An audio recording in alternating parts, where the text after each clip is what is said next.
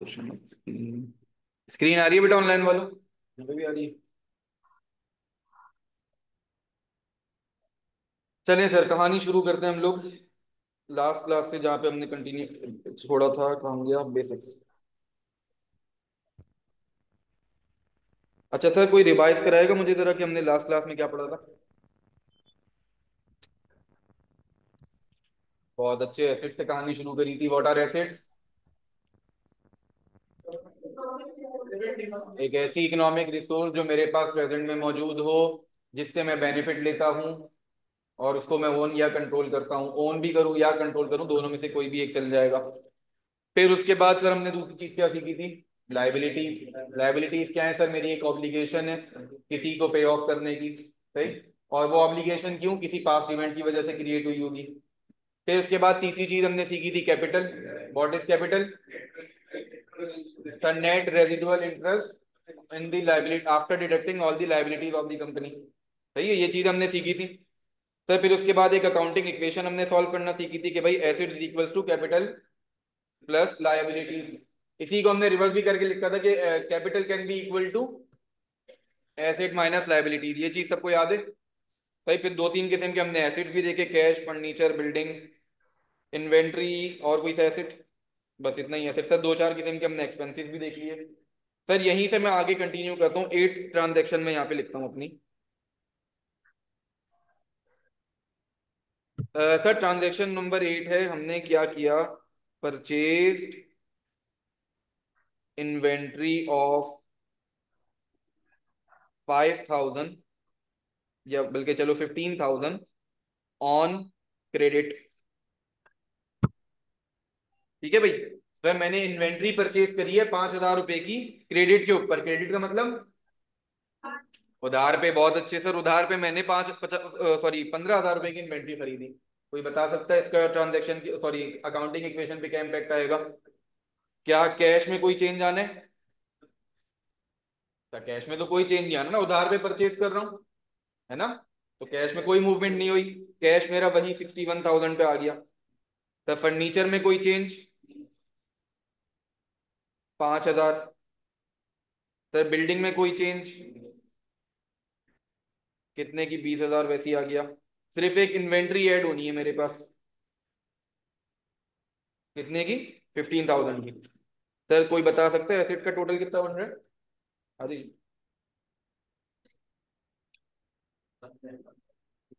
1, 101, 000 ऐसा? अच्छा सर, अब इक्वल्स टू के दूसरी साइड पे चलते हैं। क्या कैपिटल में कोई चेंज आना है? कितने का है लास्ट? 6,000 का। हमने 6,000 का लिख दिया। सर क्या लायबिलिटीज में कोई चेंज आना है? यस सर, अब मेरे पास दो किस्म की लायबिलिटीज हैं। कौन कौन सी? एक तो मुझे वो लोन पे ऑफ करना है जो अपने मैंने लेंडर से लिया था। कितने का? 80,000 रुपए का। सर एक लायबिलिटी मेरे पास किसकी आई? ये उधार पे जो इन्वेंट्री परचेज करी। इस लायबिलिटी को क्या कहते हैं? पेएबल। कौन सा सर? ये कहलाता है अकाउंट्स पेएबल। तो सर एक नई किस्म की लायबिलिटी आपने पढ़ी, अकाउंट्स पेएबल। कौन सी लायबिलिटी होती है? कि जब आप inventory, raw material, finish good, stock in hand, merchandise, जो भी वर्ड यूज करना चाहें, जब आप इन्वेंट्री परचेज करते हैं ऑन क्रेडिट, तो उसके अगेंस्ट जो लायबिलिटी बुक होती है, जो लायबिलिटी रिकॉर्ड की जाती है, उस लायबिलिटी का नाम क्या है?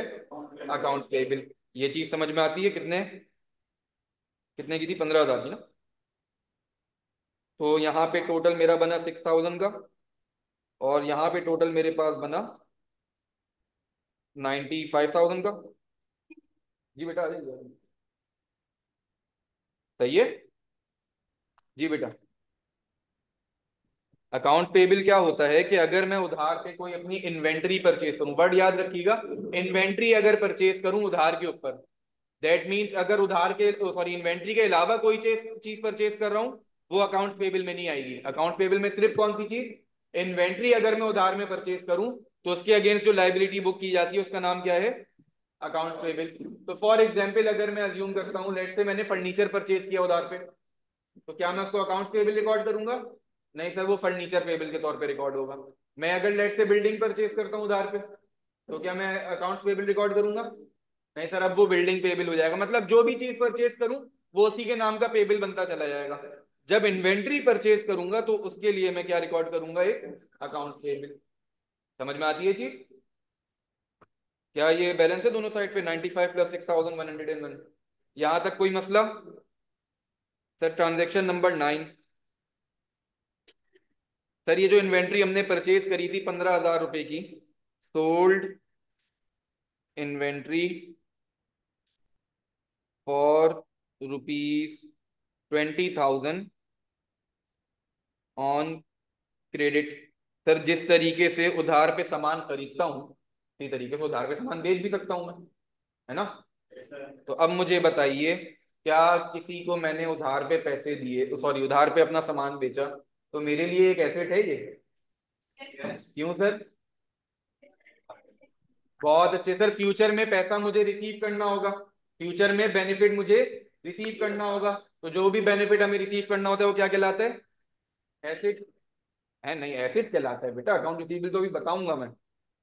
सही है। सर कैश कितना? 61,000। फर्नीचर कितना? 5,000। बिल्डिंग सर वही 20,000। सर इन्वेंट्री मेरी बिक गई, इसकी जगह एक नया एसेट आया, एक रिसीवेबल क्रिएट हुआ मेरा, एक एसेट क्रिएट हुआ, क्या कहलाता है ये एसेट? Accounts receivable. कितने से? तो मैंने 20,000 रुपए का बेचा ना, तो 20,000 रुपए का रिसीवेबल। अच्छा कोई अब ध्यान से अगर देखें सर, मेरे पास इन्वेंट्री कितने की गई है? 15,000 रुपए की। एसेट मेरा कितने का बाहर गया है? और नया एसेट कितने का आया है 5,000 का? 20,000 का है ना? तो सर मुझे बताइए, इस 15 और 20,000 के दरमियान जो 5,000 रुपये बना, सॉरी एक जीरो कम कर लें, इन दोनों के दरमियान जो 5,000 का डिफरेंस है, ये क्या है? बहुत अच्छे सर, ये मेरा प्रॉफिट है। प्रॉफिट कहाँ रिकॉर्ड करता हूँ? कैपिटल के अंदर। बहुत जबरदस्त। तो सर इज इक्वल्स टू के दूसरे साइड में लिखूंगा कि भाई कैपिटल मेरे पास था कितना? 6,000 रुपए का। और मजीद इसके अंदर प्रॉफिट ऐड कर दें कितने का? 5,000 का। टोटल बताएंगे अब। 11,000 रुपए का टोटल यहाँ पे आएगा, है ना? एसेट साइड का टोटल बताइए कोई।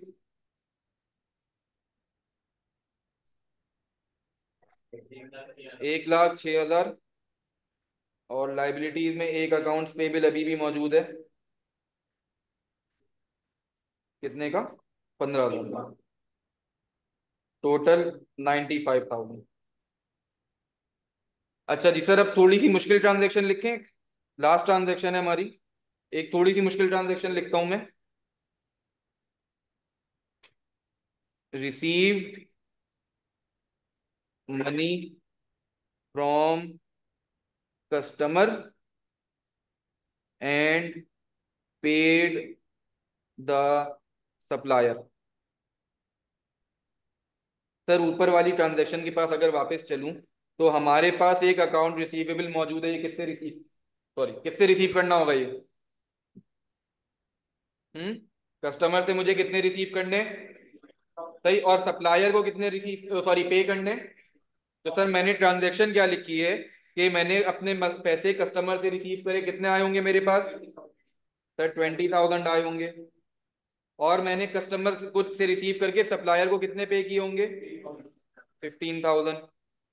सर जरा इसका इम्पैक्ट मुझे बता के डाल के दीजिए अकाउंटिंग इक्वेशन में खुद से। उमर में सारी ट्रांजेक्शन दोबारा से रिपीट कर रहा हूँ, आज वाली टेंशन ना लो आप।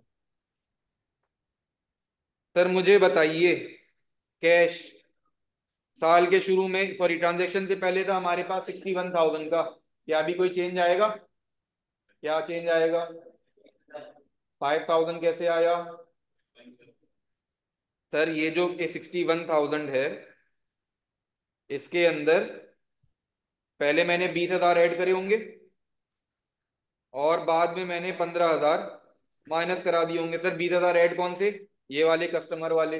रिसीव करके इसी में से 15,000 निकाल के सप्लायर को दिए, तो सर वही 15,000 मैंने माइनस कराए। तो नेट पे मेरे पास कितना पैसा बचेगा 56,000 का? 66, सॉरी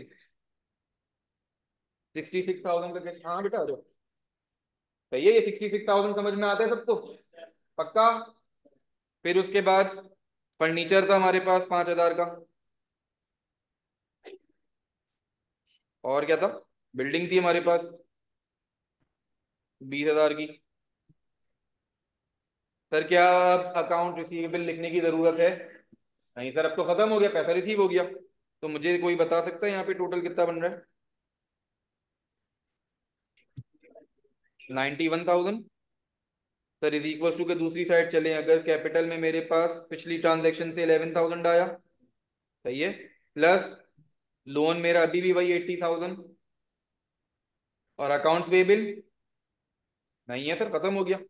तो सर 11,000 प्लस 80,000, क्या ये टोटल 91,000 बनता है? इंजीनियरिंग और मेडिकल वालों मुझे जरा बताओ, यहाँ तक की कहानी समझ में आती है? अकाउंटिंग वालों को तो समझ में आ गई होगी कहानी पूरी। नहीं आती फिर भी बता दो, कोई मसला नहीं। सही है, और ट्रांजैक्शन, आज की ट्रांजैक्शन से शुरू करते हैं। सर हमने कहानी शुरू कहाँ से करी कि सर इन्वेंट्री में हमने परचेज करी है कितने की? 15,000 रुपए की। सर लेकिन हमने परचेज करा ऑन क्रेडिट, मतलब मैंने कैश पे नहीं किया होगा। नॉर्मली अगर मैं कैश पे करता हूँ ट्रांजैक्शन, यानी इन्वेंट्री परचेज करी कैश पे किया, तो क्या होता?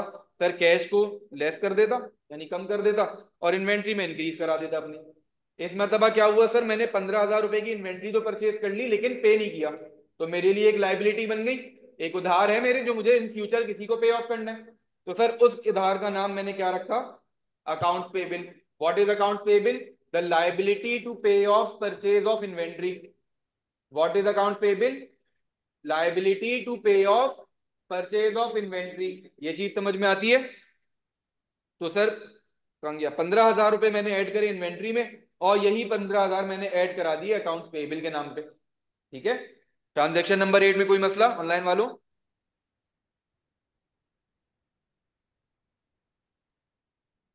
ऑनलाइन वालों, फिर उसके बाद सर ट्रांजैक्शन नंबर 9 आई मेरे पास। ट्रांजैक्शन नंबर 9 में जिस तरीके से मैंने किसी से 15,000 का प्रोडक्ट खरीदा है क्रेडिट के ऊपर, उसी तरीके से कोई लोग मुझसे भी खरीद सकते हैं क्रेडिट के ऊपर।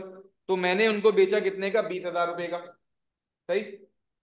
सर जिस तरीके से मैंने कस्टमर को, सॉरी सप्लायर से खरीदते वक्त एक लाइबिलिटी अपने पास रिकॉर्ड करी थी, जब मैं कस्टमर से खरीद रहा हूं तो मेरे लिए एक एसेट है। कस्टमर जब मुझसे खरीद रहे हैं तो ये मेरे लिए क्या बन जाएगा? एसेट। क्यों? क्योंकि इन फ्यूचर यही कस्टमर मुझे पैसे देगा, पैसा रिसीव करना है ना, there is a right to receive money. ऐसा है? तो sir right to receive money किसके against? From sale of product is called account receivable. Sir right to receive money from sale of inventory is called account receivable.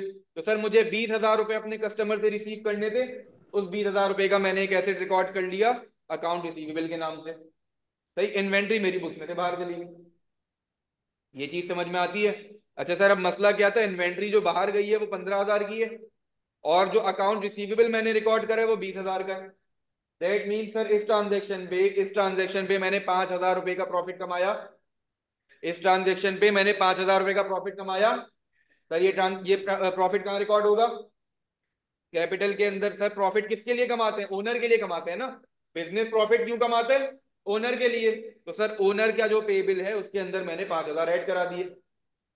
समझ में आती है ये चीज? कोई मसला? आखिरी ट्रांजेक्शन थोड़ा सा हमने मुश्किल किया। मुश्किल क्या किया? दो ट्रांजेक्शन एक साथ जोड़ दी। भाई क्या करता अगर मैं अलग अलग लिख सकता था इसको, कि भाई पहले सप्लायर से पैसे रिसीव करे, तो मैं क्या करता? कैश बढ़ाता और अकाउंट्स पेबल को कम करता। फिर अगली ट्रांजेक्शन लिखता कि मैंने अपने कस्टमर को पैसे पे किए, तो मैं क्या करता सर? कैश कम करता और अकाउंट्स पेबल को कम कर देता। यही करता, इतनी लंबी कहानी चलानी पड़ती। तो सर उसी ट्रांजेक्शन को हमने एक ही उसमें रिकॉर्ड कर लिया कि भाई मैंने अपने कस्टमर से 20,000 रुपए रिसीव किए। तो सर ये जो राइट टू रिसीव कैश था ये खत्म हो गया ना। जो राइट था मेरा रिसीव करने का वो राइट खत्म ना, पैसा रिसीव हो गया मुझे। अब बाद में तो जाके इसका गला नहीं पकड़ूंगा ना, लाओ भाई 20,000 मजीद दो। सर जब राइट खत्म हुआ तो ये एसेट भी बुक्स में से गायब हो जाना चाहिए। तो सर वही अकाउंट रिसीवेबल देखो यहाँ पे गायब हुआ हुआ है, और उसकी जगह मैंने कैश में कितने ऐड कराए होंगे पहले? हाँ हाँ, जब रिसीव करे होंगे तो कितने ऐड कराए होंगे? 20,000 से। सर तो सर कैश मेरा कहाँ पे चला गया होगा? 61,000 से 81,000 तक। ऐसा? इमीडिएटली जैसे ही ये कैश मुझे रिसीव हुआ, मैंने क्या किया होगा? इसमें से 15,000 निकाल के अपने सप्लायर को पे ऑफ कर दिए। सही। तो सर ये जो 81,000 पे पहुंचा था, अब ये कम होके कहाँ पहुंच गया होगा? 66,000 पे, क्योंकि मुझे 15,000 पे करने थे। तो सर मेरे कैश का बैलेंस कहाँ पे आ गया? 66।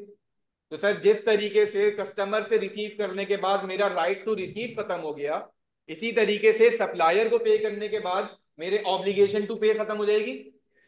तो सर यहाँ पे जो पिछली ट्रांजैक्शन में हमारे पास एक अकाउंट्स पेएबल, एक ऑब्लिगेशन टू पे रिकॉर्ड हुई थी, वो ऑब्लिगेशन हमारी गायब हो गई।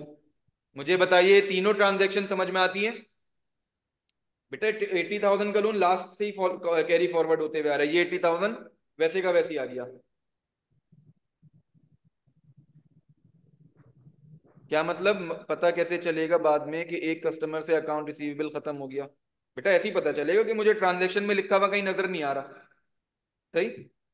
जैसे फॉर एग्जांपल ट्रांजैक्शन नंबर 7 तक अगर हम बात करें, यहाँ पे भी कोई अकाउंट रिसीवेबल नहीं है, मतलब मैंने अभी तक किसी को क्रेडिट पे सवाल सामान नहीं बेचा हुआ। ट्रांजैक्शन नंबर 8, कोई अकाउंट रिसीवेबल नहीं है, मतलब मैंने क्रेडिट पे सामान नहीं बेचा। ट्रांजैक्शन नंबर 9 में आया है मेरे पास अकाउंट रिसीवेबल, तब मैं बोलूंगा कि हाँ अब मैंने एक कस्टमर को सप्लाई किया हुआ है सामान ऑन क्रेडिट। अगेन इमीडिएटली फॉरन अगली ट्रांजैक्शन पे अकाउंट रिसीवेबल फिर से गायब। तो अगेन मेरी वो इन्फॉर्मेशन क्या है मेरे पास कि देयर इज नो कस्टमर जिससे मुझे पैसा रिसीव करना हो। समझ में आती है कहानी? पक्का? अच्छा सर मसला क्या है कि अभी जैसे मैंने आपको अकाउंट रिसीवेबल बताया, मैंने आपको अकाउंट पेएबल बताया, कंपनी में इस किस्म के हजारों एसेट्स होते हैं। सही। अभी जैसे हमारे सामने यहाँ पे सिर्फ दो एसेट लिखे हुए हैं, एक फर्नीचर लिखा हुआ है, एक बिल्डिंग लिखा हुआ है, एक तीसरा हमारे पास मॉनेटरी आइटम है, कैश लिखा हुआ है। सर अब अगर फॉर एग्जांपल मैं इस बिल्डिंग की बात करूं, एआरटीटी की बात करूं, यहाँ पे एसेट गिनना शुरू करूं, बिल्डिंग, बिल्डिंग के बाद सर ये chair, table, TV, tablet, laptop, light, camera, AC और पता नहीं क्या कुछ है ना? तो सर मैं इस तरीके से अगर आपको एक लिस्ट बना के देना शुरू करूं कि भाई एसेट्स की ये टाइप्स होती हैं, लाइबिलिटीज की ये टाइप्स होती हैं, तो हम सेशन के एंड तक लिस्ट बनाते रह जाएंगे, हमारी लिस्ट कभी कंप्लीट नहीं होगी। ठीक है? एक जनरल लिस्ट में आप लोगों को बना के इंशाल्लाह नेक्स्ट क्लास में दूंगा कि जनरली जो एसेट्स हमारे पास आते हैं वो ये हैं, ये है, ये है। सही। लेकिन उसको आपने होल एंड सोल लिस्ट नहीं समझना। सही। इसके अलावा और भी एसेट्स हो सकते हैं। ठीक है? जनरल जो हम यूज हमारे यूज में आ रहा होगा वो हम इसकी एक छोटी सी लिस्ट बना लेंगे। ठीक है? अच्छा मुझे ये बताइए ट्रांजैक्शन नंबर 10 तक अगेन किसी को कोई मसला? आगे बढ़ूं? सर अब एक ट्रांजैक्शन नंबर 11 लिख रहा हूं, उसके साथ एक कॉन्सेप्ट समझते हैं। ठीक है? कैपिटल ट्रांजैक्शन नंबर 8 में, नहीं ना बेटा यहाँ पे तो कोई कैपिटल प्रॉफिट वगैरह है ही नहीं ना अभी। प्रॉफिट तो यहाँ जाके आया ना ट्रांजैक्शन नंबर 9 में, तो इनको अलग करके शो कराया मैंने। ठीक है? अटक रहा है। सर अटक अटक। आखिरी अगली ट्रांजैक्शन, दो ट्रांजैक्शन हमने पढ़नी है। सही है, मैं दोनों एक साथ लिख रहा हूँ, transaction number 11 and 12। Sir repaired the broken window of building for ₹500। सही है, एक ट्रांजैक्शन मैंने ये लिखी है आपके सामने। ट्रांजैक्शन नंबर 12, चल के काम करते हैं, इसके लिए थोड़ी सी जगह छोड़ लेते हैं। ट्रांजैक्शन नंबर 12, तो ट्रांजैक्शन नंबर 12 में आ रहा है कि build a new floor in the building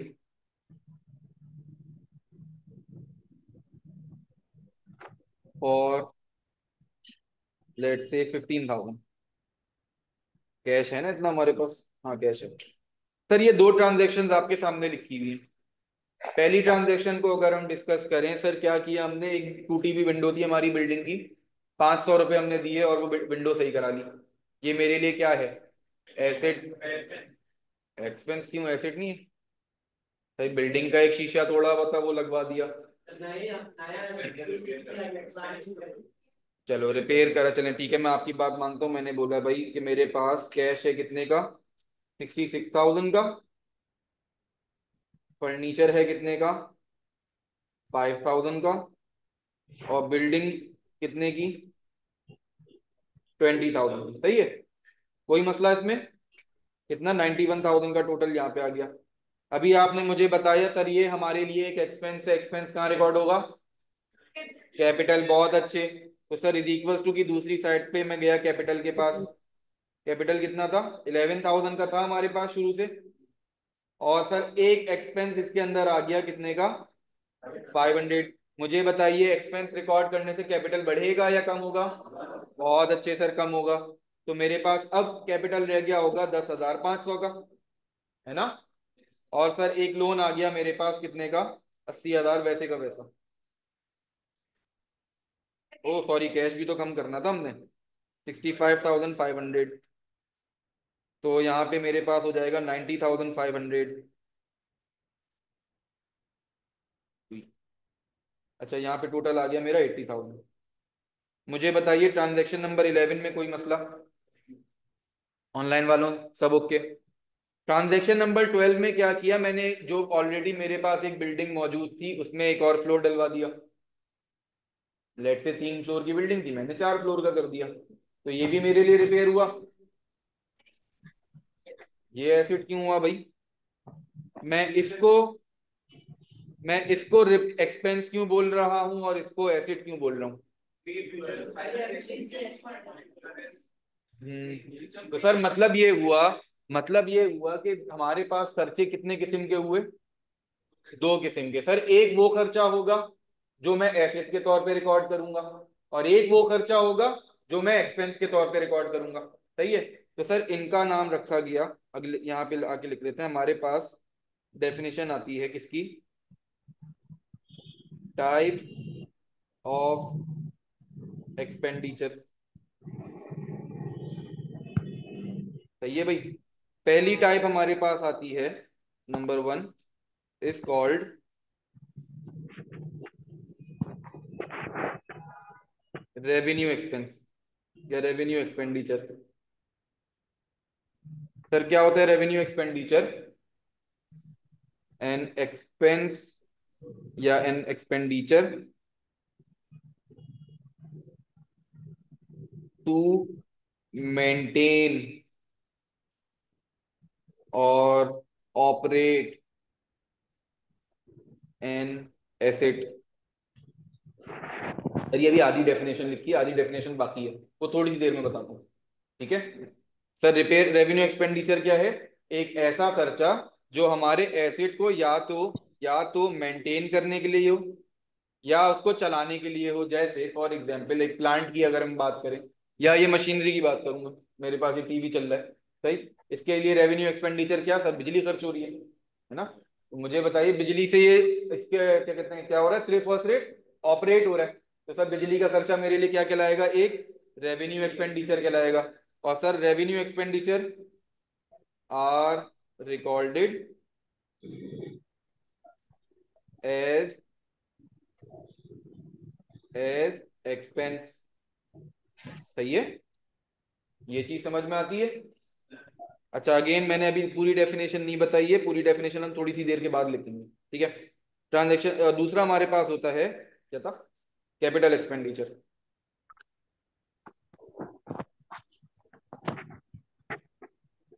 sir what is capital expenditure? An expenditure that increases the value,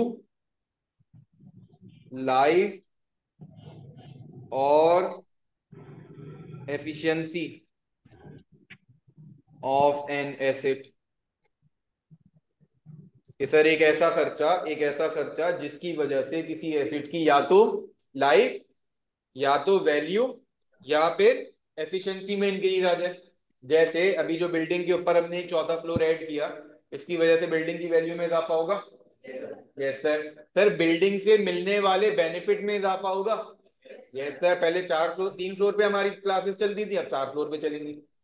ठीक है। तो सर ऐसे एक्सपेंडिचर जिसकी वजह से हमारे एसेट के बेनिफिट्स में इजाफा आ जाए, वो ऐसे एक्सपेंडिचर्स क्या कहलाएंगे, कैपिटल एक्सपेंडिचर। एंड कहाँ रिकॉर्ड होंगे, आर रिकॉर्डेड एज एसेट्स। क्या ये चीज समझ में आती है? पक्का, कोई मसला, कोई सवाल? पीछे वाली बाजी समझ में आती है? आगे बढ़े यहाँ से। तो सर अगर हम यहाँ ट्रांजैक्शन को, अच्छा ट्रांजैक्शन तो डालना भूल ही गए। मुझे ये बताइए, जब मैं ये खर्चा करूंगा तो कैश का बैलेंस कम हो जाएगा, कितना, 50,500 पे आ जाऊंगा। ठीक हो गया। फर्नीचर 5,000 ही रहेगा। सर बिल्डिंग की वैल्यू इस मरतबा इंक्रीज होनी है कितने से, 15,000 से। तो बिल्डिंग का टोटल कितना हो जाएगा, 35,000। सर टोटल कितना, अभी भी वही 90,500 ही रहना चाहिए, है ना। अच्छा सर, इज इक्वल्स टू के दूसरी साइड पे हमारे पास कैपिटल 10,500 पे छोड़ा था लास्ट, वहीं से शुरू कर लिया। एंड प्लस लोन कितने का, 80,000 का, वैसे ही रहने दिया 10,500, और लोन की वैल्यू 80,000। क्या दोनों साइड्स बैलेंस्ड हैं?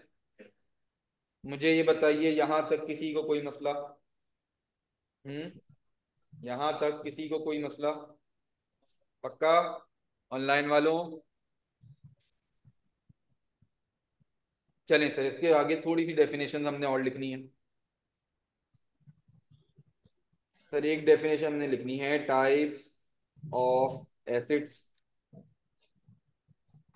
सर एसिड्स की डेफिनेशन हमने पढ़ी थी, economic resource, a present economic resource from which टकरा। Future economic benefit will flow to the entity.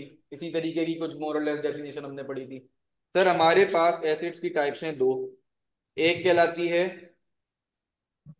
Non current assets, दूसरी क्या कहलाएगी, करंट एसिड्स। सही है। सर नॉन करंट एसिड्स कौन से, those assets from which benefit can be obtained for more than 12 months. Sir हर वो एसिड जिससे मुझे बेनिफिट कितने टाइम का मिल रहा हो, एटलीस्ट 12 मंथ से ज्यादा। सही, अब वो 12 मंथ से ज्यादा 50 साल भी हो सकता है, 12 मंथ से ज्यादा 1 साल 1 महीना भी हो सकता है। सही है। तो सर हर वो एसिड जिससे मुझे बेनिफिट 1 साल से ज्यादा का मिल रहा हो, ये 12 महीने से ज्यादा का मिल रहा हो, वो एसिड क्या कहलाएगा। सर जरा पीछे वाली ट्रांजेक्शन पे आऊं। सर ये जो बिल्डिंग थी मेरे लिए, ये मेरे लिए एक नॉन करंट एसिड थी। क्यों, बिल्डिंग के कई साल कमाता हूँ ना मैं, अब ये बिल्डिंग पता नहीं कब बनी थी, आज तक चल रही है। सिमिलरली ये जो फर्नीचर है, इससे कब तक कमाऊंगा। सर जब, सर साल भर से तो ज्यादा ही मेरे पास फर्नीचर चलेगा ना। सर ये जो कुर्सियां डली हुई हैं, जब एआरटीटी बना था 2012 में, तब की डली हुई, आज तक हमने चेंज नहीं करी, चल रही है। सही, तो ये फर्नीचर भी मेरे लिए क्या हुआ, नॉन करंट एसेट हुआ। Sir on the other hand cash, sir क्या ये नॉन करंट एसेट है? नहीं सर, मैं आज जाऊं अभी खत्म हो जाएगा मेरे पास कैश, कैश तो वैसे ही नहीं रुकता हमारे पास किसी तरह। सही। तो सर ऐसे एसिड जिसका बेनिफिट 12 महीने से ज्यादा हो, वो क्या कहलाएंगे, तो सर 12 महीने से कम वाले क्या कहलाएंगे, करंट एसिड्स। तो डेफिनेशन क्या हुई, those assets from which benefit can B obtained for less than 12 month. मुझे बताइए क्या ये कहानी समझ में आती है? पक्का? मुझे कोई बता सकता है अकाउंट रिसीवेबल करंट एसेट है या नॉन करंट एसेट है? करंट एसेट है, बहुत अच्छे। सर इन्वेंट्री मेरे लिए करंट एसेट है या नॉन करंट एसेट है? कितने बोल रहे हैं कि इन्वेंट्री करंट एसेट है? ठीक है, और कितने बोल रहे हैं कि नॉन करंट है? बाकी क्या बोल रहे हैं, बाकी कुछ नहीं बोल रहे। सर इन्वेंट्री हमारे लिए होती है करंट एसेट, क्यों, अगर मैं 12 महीने से ज्यादा इन्वेंट्री रख के बैठ गया तो बेच के पैसा कब कमाऊंगा, है मैंने इन्वेंट्री खरीदी रख के बैठ गया, नहीं अगले साल ले आके बेचूंगा, तो इस साल पैसा क्या खाऊं, कहाँ से लाऊं पैसा। ठीक है। अच्छा इन्वेंट्री के बारे में एक कंफ्यूजन और है। सर अभी अभी अभी जो हमारा बिजनेस चल रहा था, किस चीज का बिजनेस चल रहा था, याद है किसी को?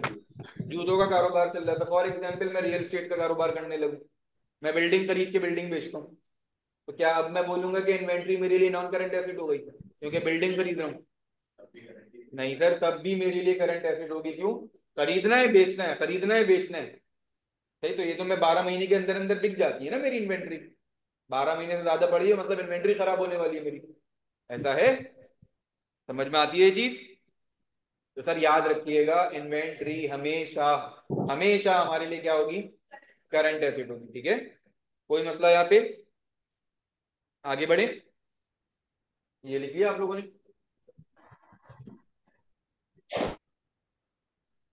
लिख लिया आप लोगों ने? Capital expenditure. अच्छा चलो, वहां पे मुझे वापस आना था, मैं अभी आ जाता हूँ। सर अभी मैंने आप लोगों को थोड़ी देर पहले बोला था कि भाई हमारी ये डेफिनेशन कंप्लीट नहीं है, इसमें कुछ चीज मुझे बतानी है। और भाई वो चीज क्या बतानी थी? सर रेवेन्यू एक्सपेंडिचर कौन से होते हैं? सर ऐसे एक्सपेंडिचर जिनका बेनिफिट 1 साल से कम का हो। ऐसे एक्सपेंडिचर जिनका बेनिफिट 1 साल के अंदर अंदर रिसीव हो जाए। फॉर एग्जाम्पल, सर मैंने बिजली का बिल पे किया, भाई पूरे महीने के लिए पे किया होगा, है ना? क्या टाइम पीरियड 1 साल से कम है, इमीडिएटली यूज हो रहा है मेरा एक्सपेंस? भाई लेट से फॉर एग्जांपल मैंने अगले 3 महीने के लिए बिजली का बिल अभी पे कर दिया, मैंने अगले 3 महीने का बिल आज ही पे कर दिया कि भाई केईएससी वालों को मैंने पैसे पकड़ा दिए कि ये लोग काटते रहना बाद में जाके पैसे हमारे। सर ये तब भी मेरे लिए एक्सपेंस ही होगा, क्यों? क्योंकि सर बेनिफिट जो मुझे रिसीव हो रहा है कितने टाइम पीरियड के अंदर अंदर आ रहा है? साल के अंदर अंदर आ रहा है। तो सर रेवेन्यू एक्सपेंडिचर कौन से होते हैं? वो एक्सपेंडिचर्स, वो खर्चे जिनका बेनिफिट 1 साल या उससे कम हो। तो सर यहाँ पे जो मैंने कहानी लिखी थी, एन एक्सपेंडिचर टू मेंटेन और ऑपरेट एन एसेट। सर एक एसेट को मेंटेन करने का जो खर्चा है वो तो डेली बेसिस पे ही कर रहा हूँ ना। जैसे फॉर एग्जांपल अगर मैं एआरडीटी की बात करूं, सर हमें डेली बेसिस पे इसकी सफाई करानी होती है वरना बिल्डिंग खराब हो जाएगी हमारी। सही जी।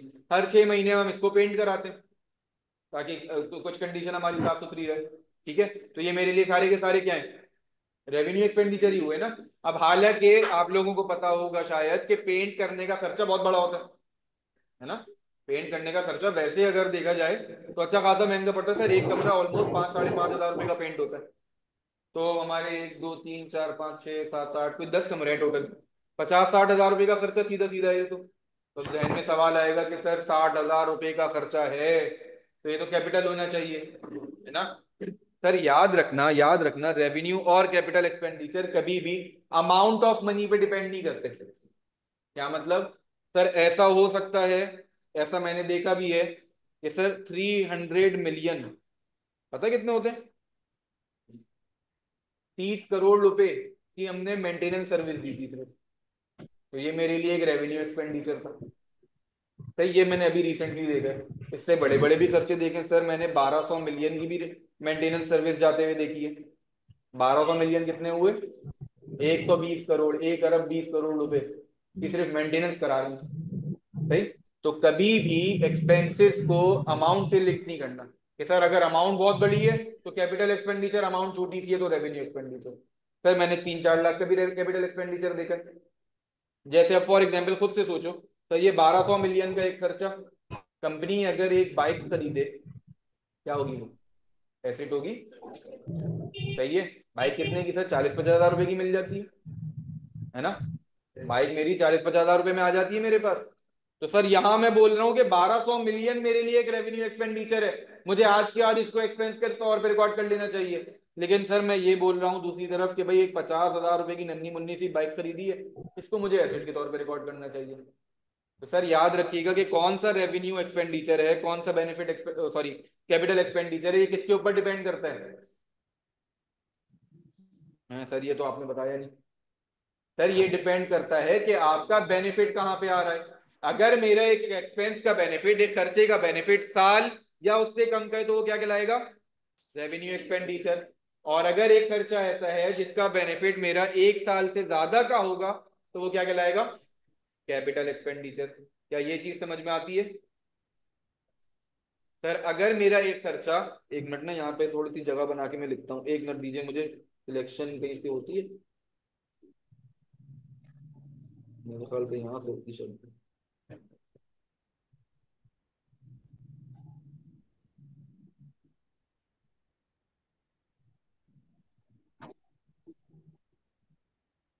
सर डेफिनेशन जो मैंने आपको बोली थी ना कि थोड़ी सी रहती है, वो डेफिनेशन मैं पूरी कर देता हूँ। ये एक्सपेंस था बीच में। सर ये एक पार्ट था डेफिनेशन का, दूसरा पार्ट ये रहा, an expense the benefit of which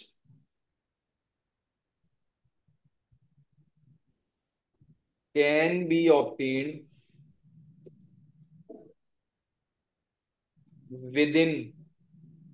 with in less than 12 months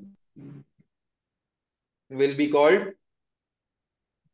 revenue expenditure. इसी की जगह लेस की जगह मोर लिख दूं तो कैपिटल एक्सपेंडिचर। तो एन एक्सपेंस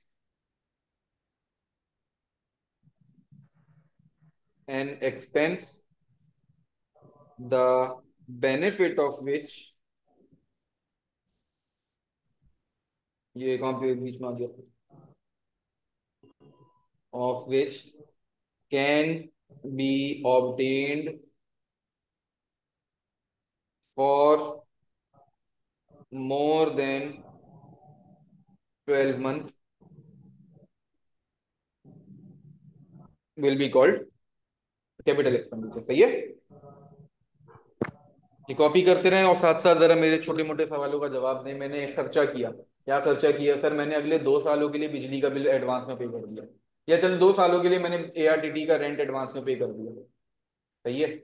तो अब मुझे बताइए, लेट से अज्यूम करता हूँ 1 लाख रुपए का एक्सपेंस पे किया मैंने। सही है। तो ये मेरे लिए करंट एसेट होगा, नॉन करंट एसेट होगा, या एक्सपेंस होगा? करंट एसेट होगा, नॉन करंट एसेट होगा? सर मैंने 2 साल के लिए एक्सपेंस पे किया है अपना।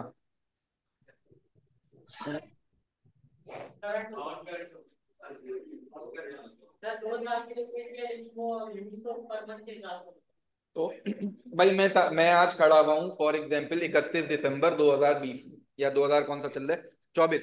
सही है। 31 दिसंबर 2024 को मैं अपने पास एक अकाउंट बना रहा हूँ अपने। सही है। उसमें मुझे बताने हैं कि भाई मेरे पास नॉन करंट एसेट्स कितने हैं, मेरे पास करंट एसेट्स कितने हैं। ठीक है। आज की तारीख में मैंने अगले 2 सालों के लिए पैसे पे किए रेंट के तौर पे। सही। तो मुझे बताइए आज की तारीख में मेरे अकाउंट में एडवांस रेंट नाम का करंट एसेट आएगा या नॉन करंट एसेट आएगा? सारे कितने बोल रहे हैं करंट, और कितने बोल रहे हैं नॉन करंट? सर मेरे पास दोनों आएंगे। क्यों? भाई एक एसेट का टुकड़ा साल भर में यूज हो जाएगा ना, 2 साल के लिए दिया ना मैंने, तो 2 साल में से 12 महीने तो मेरे करंट में आ जाएंगे ना, बाकी के 12 महीने अगले उसके बाद चले जाएंगे। तो सर एक ही एक्सपेंस, एक ही एडवांस रेंट का एक टुकड़ा मैं क्या दिखाऊंगा कि भाई ये नॉन करंट है, और एक टुकड़ा मैं क्या दिखाऊंगा कि भाई ये करंट है, अगले 12 महीने में बेनिफिट आने वाला है। ठीक है। समझ में आती है? अच्छा चलो, अब यही चीज मैं दोबारा से पे कर रहा हूँ 1 जनवरी को। 1 जनवरी को मैंने अगले 2 सालों का रेंट एडवांस में पे किया। सही। फिर मैं पहुंचा 31 दिसंबर पे, अब क्या होगा मेरी बुक्स में, मेरी अकाउंट में क्या क्या चीजें नजर आएंगी? मैं लिख के दिखा देता हूँ। सही। मैंने फर्स्ट जनवरी 2024 मैंने 2 ईयर एडवांस पे किया। सही है। 2 साल का एडवांस पे किया। सर फिर मेरी कहानी पहुंची 31 दिसंबर 2024 पे। सर इस तारीख को मैंने अपने अकाउंट्स बनाने। तो अब मुझे बताइए मेरे अकाउंट्स में क्या क्या नजर आएगा? एक करंट एसेट नजर आएगा। क्या कोई नॉन करंट पोर्शन है, कोई ऐसा पोर्शन है जो 12 महीने से ज्यादा का हो? सही। मैंने 1 जनवरी को दिया था, तो यहां से लेके यहां तक भी 12 महीने ही होगी ना। तो मेरे ये बताओ कि यहाँ पे एक एक्सपेंस नहीं आना चाहिए था? भाई मैंने जो 1 जनवरी को पैसे पे किए, 2 सालों के लिए पे किए, 2 साल में से एक मेरा करंट भी तो है, जो अभी चल रहा है उसका भी तो रेंट पे करना है ना। ऐसा है? ऐसा है कि नहीं है? ऐसा है ना? सही है। अब मैंने करा क्या होगा? भाई मैंने एंट्री एंट्री तो आप लोगों को अभी चलो नहीं पता। मैंने अपनी जो ये ट्रांजेक्शन बना रहा हूँ, अपनी ट्रांजैक्शन में मैंने क्या किया होगा? सर मैंने 1 जनवरी को यहां से माइनस किया होगा कैश में से 2 साल का जो भी मेरा रेंट एक्सपेंस है। सही। और या एक काम करूं, ये एसेट बना के दिखा दूं? सर ट्रांजेक्शन नंबर 13 लिखिए जरा। Paid rent expense for next next 2 years in advance sir अभी सिर्फ और सिर्फ मैंने पेमेंट करी है। सही है, अभी सिर्फ और सिर्फ पेमेंट करी है। अच्छा, अमाउंट मैं लिख लेता हूँ ऑफ रुपीज। हमारे पास पैसा ज्यादा नहीं है तो 10,000 रुपये का लिख लेते हैं। ठीक है भाई। तो मैंने क्या ट्रांजेक्शन में चेंज लाया हूँगा? मैंने बोला होगा कैश कितना बचा हमारे पास था, कितना अंगिया 50,500 का था। 10,000 मैंने एडवांस में पे किया, कितना बचा होगा? 40,500। फिर क्या फर्नीचर में कोई चेंज? नहीं, 5,000 वैसे ही आ गया। क्या बिल्डिंग में कोई चेंज? नहीं, 35,000 वैसे ही आ गया। सर हाँ, एक नया एसेट मेरे पास आएगा। वो एसेट क्या कहलाएगा? हाँ हाँ, अभी प्रीपेड का वर्ड नहीं पढ़ा हमने, तो हम एडवांस ही बोल लेते हैं इसको। ठीक है। अकाउंटिंग वालों को मुझे पता है कि प्रीपेड अप्रूवल वगैरह क्या क्या होते हैं, सब आपको आता है, मुझे पक्का है ये। सही, अभी के लिए हमने नहीं पढ़ा। ठीक है। कल भी हमने यही डिसाइड किया था कि हम ऐसे पढ़ लें कि पहली बार पढ़ लें। सही, आप लोग ने बिल्कुल चीजें सीखी हुई हैं, मुझे पक्का यकीन है इस चीज के ऊपर, पास करके यहाँ पे आए। ठीक है। लेकिन अभी के लिए हमने प्रीपेड नाम का वर्ड अभी तक नहीं पढ़ा। ठीक है। तो सर मैंने 10,000 रुपये का एडवांस रेंट पे किया है। 10,000 रुपये का ये एसेट मेरे पास आ जाना चाहिए, है ना? पक्का? अच्छा, फिर उसके बाद इक्वल्स टू के दूसरी साइड पे क्या होगा भाई? कैपिटल वही मेरे पास कितने का था, 10,500 का। और लाइबिलिटी यानी लोन थी मेरे पास 80,000 रुपये। तो सर टोटल भी मेरे, टोटल बता सकते हो यहाँ का कितना आएगा? 90,500।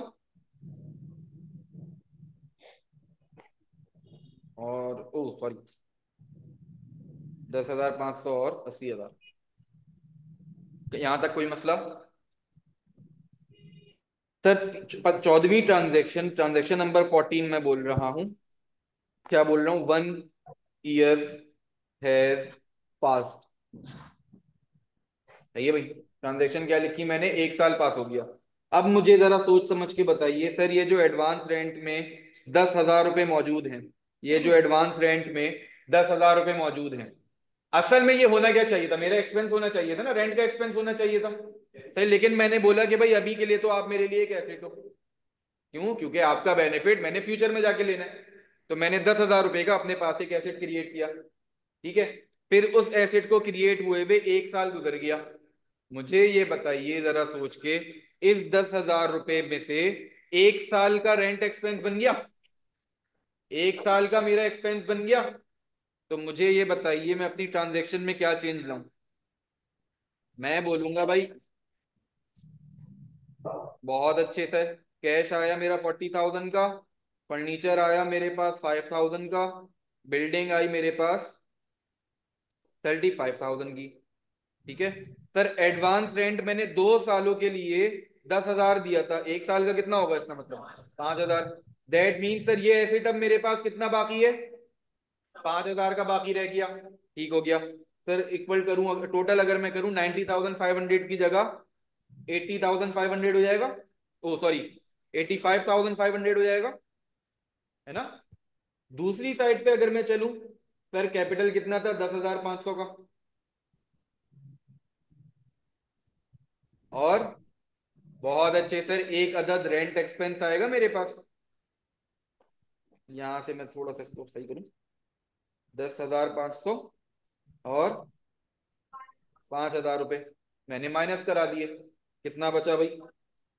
5,500। लोन अभी भी वैसे ही मेरे साथ चिपका हुआ है, 80,000। टू का टोटल कितना बन रहा है? क्या ये दोनों साइड मैच हो रही है? कहानी समझ में आई जो मैंने ये सारी कहानी बोली? पक्का? कोई मसला यहाँ तक बेटा? 11:15 हो रहे हैं, नाश्ता वाश्ता नहीं करके आए थे क्या? नाश्ता किया था? तो अब मुझे बताइए क्या ये समझ में आता है? बेहतरीन। सर जिस तरीके से हमने एसिड्स की दो टाइप्स पढ़ी, कौन कौन सी? नॉन करंट और करंट। नॉन करंट एसिड्स को क्या, कौन से एसिड? हर वो एसिड जिसका फायदा मुझे 1 साल से ज्यादा का हो, वो क्या कहलाएगा? नॉन करंट एसिड कहलाएगा। और हर वो एसिड जिसका फायदा मुझे 1 साल से कम का हो, वो क्या कहलाएगा? करंट एसिड कहलाएगा। बिल्कुल इसी तरीके से हमारे पास टाइप्स ऑफ लाइबिलिटीज भी आती हैं। अरे यार लाइट,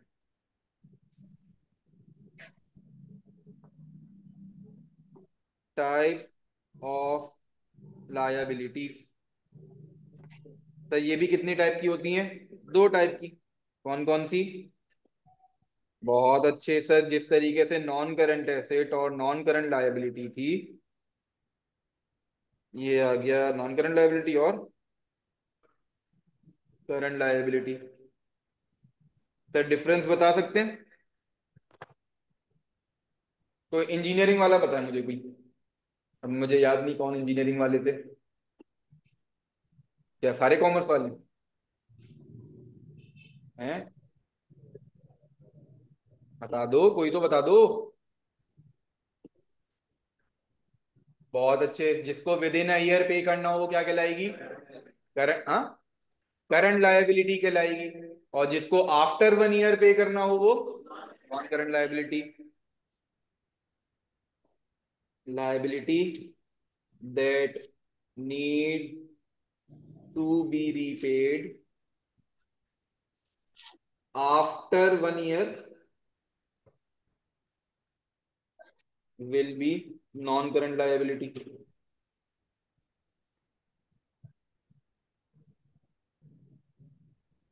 और liability that needs to be repaid within 1 year will be a current liability। ठीक हो गया? कोई मसला यहाँ पे? आगे बढ़े यहाँ से। क्या इसी तरीके से करंट कैपिटल और नॉन करंट कैपिटल भी होगा? नहीं सर, करंट और नॉन करंट कैपिटल नाम की कोई चीज नहीं है, ठीक है सर। सिर्फ एसेट्स और लायबिलिटीज में हम करंट और नॉन करंट वाली कहानी करते हैं, कैपिटल कैपिटल है बस। ठीक हो गया? अच्छा जी सर, इसके बाद अब छोटी छोटी चीजें हमने सीखनी है। मेरे पास टाइम है 5 मिनट का। चलो एक काम करो, एक छोटा सा असाइनमेंट दूं आपको। Types of business. सर हमारे पीआरसी के कोर्स में 3 टाइप्स ऑफ बिजनेस हैं, ठीक है? आपने मुझे इनकी डेफिनेशन कल समझानी है, ठीक है? 3 टाइप्स ऑफ बिजनेस कौन कौन से हैं? एक कहलाता है हमारे पास सोल ट्रेडर या सोल प्रोप्राइटर। ये स्पेलिंग मुझे पता है गलत लिखी है, इसको घर जाके सही कर लेना, ठीक है? सर दूसरी टाइप हमारी कहलाती है पार्टनरशिप या एसोसिएशन ऑफ पर्संस। सर तीसरी टाइप कहलाती है कंपनी। सही है? स्पेलिंग सही कर लें इसकी। सर कंपनी की फर्दर कुछ टाइप्स होती हैं, सही है? एक कहलाती है प्राइवेट कंपनी। ये सारी टाइप्स बता रहा हूं बेटा, कल सारी पूछूंगा मैं। एक होती है हमारे पास public company. Sir public company में फर्दर 2 टाइप्स होती हैं। एक कहलाती है लिस्टेड कंपनी। हाँ, नॉन नहीं वर्ड यूज होता है, अनलिस्टेड, ठीक है? Unlisted company. तो इंजीनियरिंग वालों के लिए सारे वर्ड अजीबोगरीब से हैं। सही, तो आप लोग सुकून से घर पे जाके इनको थोड़ा सा रिसर्च करें क्या होते हैं। हाँ बेटा, करंट और नॉन करंट की कंडीशन में सिर्फ ये साल वाली कहानी है। साल से ज्यादा तो नॉन करंट, साल से कम तो करंट, ठीक है? ठीक है भाई, ये आप लोगों के पास एक छोटा सा असाइनमेंट है। घर जाइए, चैट जीपीटी सबके पास है, भाई गूगल सबके पास है, बिंग भी है, और भी 2 4 सॉफ्टवेयर है हमारे पास। इनको आप सर्च करके एक प्रॉपर डेफिनेशन बना के आए, ठीक है?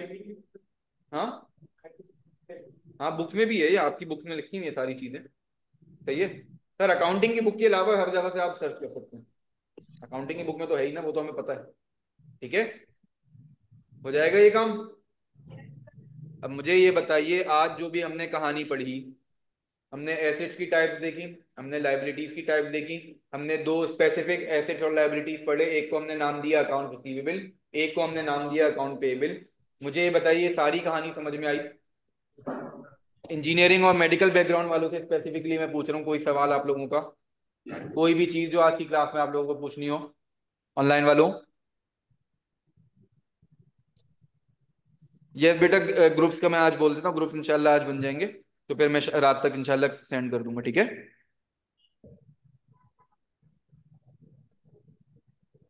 चलिए सर, इंशाल्लाह इसको फिर हम लोग नेक्स्ट क्लास में अपने कंटिन्यू करते हैं। ट्रांजेक्शन 11 और 12 कहाँ गई? ये, ठीक है, कर लीजिए, कॉपी कर लीजिए। जी बेटा, व्हाट्सएप ग्रुप्स बनेंगे, मैं एडमिन को बोल देता हूँ, आज बन जाने चाहिए थे, अभी तक बने नहीं है, ठीक है? कॉपी कर लें, कोई अगर जाना चाहता है जा सकता है, ठीक है, कोई मसला नहीं है। नहीं बेटा, साथ ही स्टार्ट हुए थे, दोनों एक साथ ही स्टार्ट हुए थे, मैं क्लास में थोड़ा सा लेट पहुंचा था, 5 मिनट लेट हो गया था मैं। कर लें, कॉपी कर लें।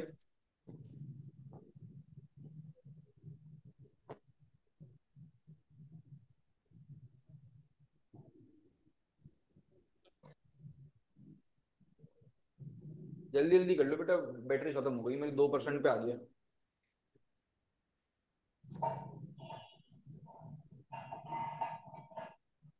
10 नहीं बेटा, इतना लेट तो मैं नहीं हुआ था, साथ ही स्टार्ट किया था हमने।